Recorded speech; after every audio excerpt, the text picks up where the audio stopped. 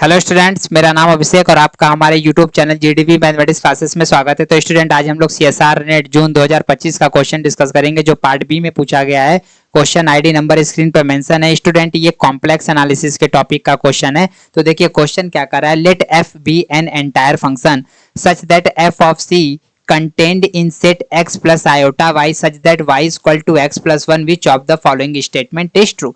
Student, पूरे question को पढ़ने पर हमको ये पता चल रहा है कि एफ स्टूडेंट हमारा एक एंटायर फंक्शन है और इस एंटायर फंक्शन का जो इमेज सेट है स्टूडेंट वो इस सेट के अंदर कंटेंट कर रहा है। तो स्टूडेंट, इस कंडीशन में नीचे चारों ऑप्शन में से एक ऑप्शन कौन सा करेक्ट होगा ये हमको चेक करके बताना है। स्टूडेंट, ये डायरेक्ट एक रिजल्ट बेस्ड क्वेश्चन पूछा गया था। अगर स्टूडेंट आपको वो रिजल्ट पता होगा तो स्टूडेंट उस रिजल्ट के हेल्प से आप इस क्वेश्चन का सॉल्यूशन इजीली कर लेंगे। तो स्टूडेंट, सबसे पहले हम वो रिजल्ट लिखते हैं और फिर उसके हेल्प से इस क्वेश्चन का सॉल्यूशन करेंगे। तो स्टूडेंट देखिए रिजल्ट क्या कहता है। रिजल्ट ये कहता है let F be an entire function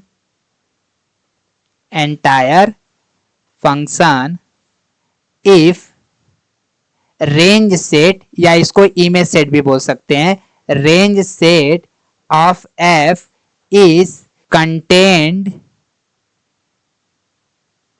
in a straight line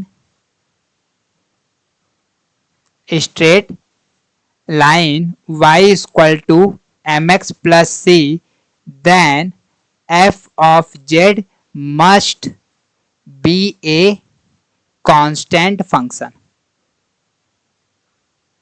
तो स्टूडेंट, ये हमारा रिजल्ट कहता है कि अगर f स्टूडेंट आपका कोई एंटायर फंक्शन है, अगर इस एंटायर फंक्शन का रेंज सेट स्टूडेंट किसी स्ट्रेट लाइन में अगर वो पूरी तरह से कंटेंट करता है तो स्टूडेंट उस कंडीशन में जो फंक्शन f ऑफ z होगा वो आपका कांस्टेंट फंक्शन होगा। तो स्टूडेंट यहाँ पर देखिए जो रेंज सेट किसमें कंटेंट कर रहा है, इसमें कंटेंट कर रहा है। तो इसका हम लोग स्टूडेंट अगर हम लोग ग्राफ प्लॉट करें तो यहाँ पर आपको खुद ही अभी क्लियर हो जाएगा। अब स्टूडेंट, एंटायर फंक्शन किसको बोलते हैं? एफ हमारा एनालिटिक फंक्शन होना चाहिए और जिसका मैपिंग सी से सी पर पूरे कॉम्प्लेक्स प्लेन पर मैपिंग होना चाहिए। लेकिन स्टूडेंट यहाँ पर y equal to X plus 1 का अगर ग्राफ खींचेंगे तो वो ग्राफ ये आया। तो स्टूडेंट यहाँ पर जो रेंज सेट है इस रेंज सेट का मैपिंग जो है इस लाइन के पॉइंट पर हो रहा है। तो स्टूडेंट, अगर इस रेंज सेट के अंदर जो पॉइंट आएगा अगर उसका इमेज इस लाइन पर बन रहा है तो स्टूडेंट ये कॉम्प्लेक्स प्लेन के बाकी सारे पॉइंट पर तो इमेज नहीं बन रहा है, ठीक है। तो स्टूडेंट ये एंटायर नहीं होना चाहिए। लेकिन यहां पर क्वेश्चन में गिवन है कि ये फंक्शन आपका स्टूडेंट कैसा है, एंटायर फंक्शन है। तो स्टूडेंट अगर वो एंटायर फंक्शन है और उसका रेंज सेट अगर इस स्ट्रेट लाइन पर अगर कंटेंट करता है तो स्टूडेंट ये तभी पॉसिबल है जब वो फंक्शन हमारा स्टूडेंट आपका क्या हो, कांस्टेंट फंक्शन हो।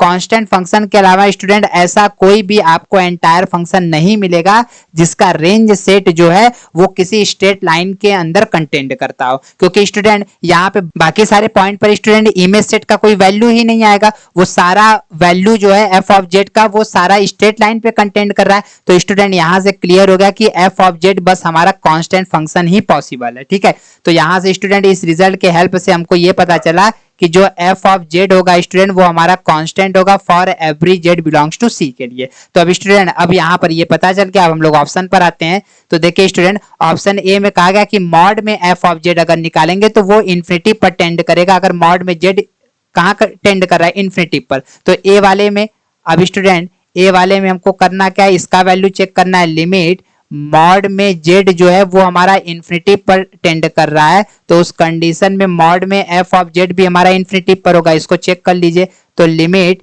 मॉड में z टेंड्स टू इन्फिनिटी और ये स्टूडेंट f ऑफ z हमारा क्या है, कांस्टेंट है।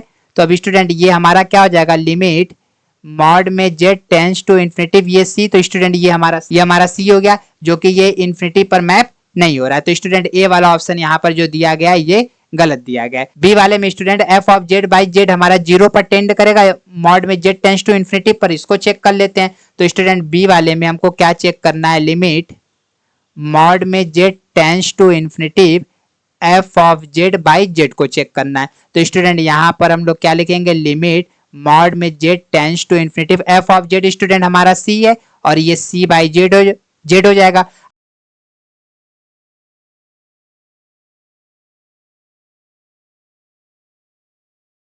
अब जैसे स्टूडेंट जेड की जगह हम लोग इन्फिनिटी पुट करेंगे, ये हमारा सी बाई इन्फिनिटी हो जाएगा, 1/इन्फिनिटी का वैल्यू 0, 0 इंटू सी। स्टूडेंट ये हमारा 0 की तरफ टेंड कर रहा है, तो बी वाला ऑप्शन जो दिया गया स्टूडेंट ये बिल्कुल सही दिया गया कि F of Z by Z जो होगा वो limit Z tends to infinity पर ये 0 की तरफ मैप करेगा। अब स्टूडेंट सी वाले में कहा जा रहा है कि जेड एफ ऑफ जेड जो होगा वो 0 की तरफ टेंड करेगा मॉड में जेड टेंस टू इन्फिनिटी पर। इसको सी वाले को चेक कर लेते हैं। तो स्टूडेंट सी वाले में हम लोग क्या करेंगे, लिमिट मॉड में Z tends to infinity Z F of Z का वैल्यू निकालते हैं।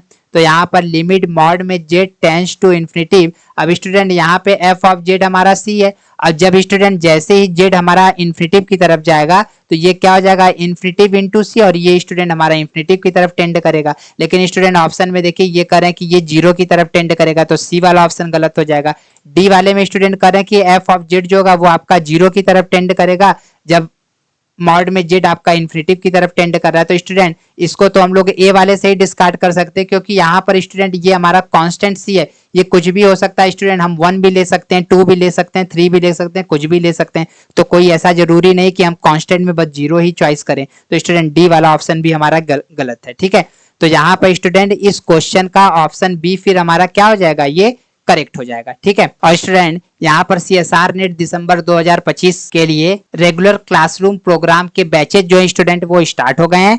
ठीक है, इंटरेस्टेड कैंडिडेट इसको एक बार रीड कर लेंगे और वो इस नंबर पे कांटेक्ट कर सकते हैं।